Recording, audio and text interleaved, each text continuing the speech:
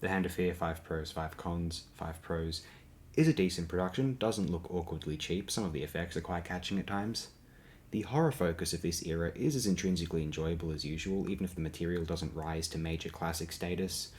The closing scenes of Sarah's departing the TARDIS are extraordinarily well done. They really stand out in an otherwise mostly standard storyline here.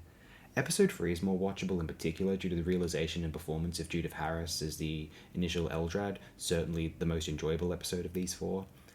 It is a tale heavy on genre elements in general, it just doesn't truly rise to completely engaging, intellectually stimulating, or enrapturingly atmospheric either. 5 cons. As claimed, it can feel a bit plain and rather ordinary stuff. Really, it just isn't a totally strong premise. It isn't the kind of concept you feel particularly excited to watch if you read a brief blurb for it. I don't think the stakes ever feel truly high unless we're concerned about whether Sarah will be okay or not, which relegates most tension to the first 2 episodes of the set.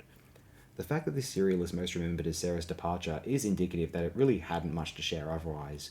Green Death is known for the maggots and its epic stature as well as Joe Grant's departing.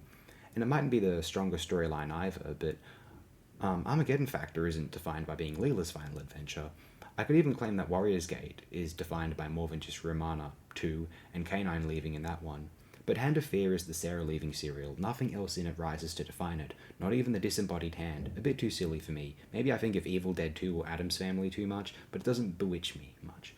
It makes me question whether Season 14 is truly the best this series has to offer, even though Deadly Assassin and Talons of Wenchang are maybe as good as the show got, especially in the Hinchcliffe/Holmes or wider Baker era at large.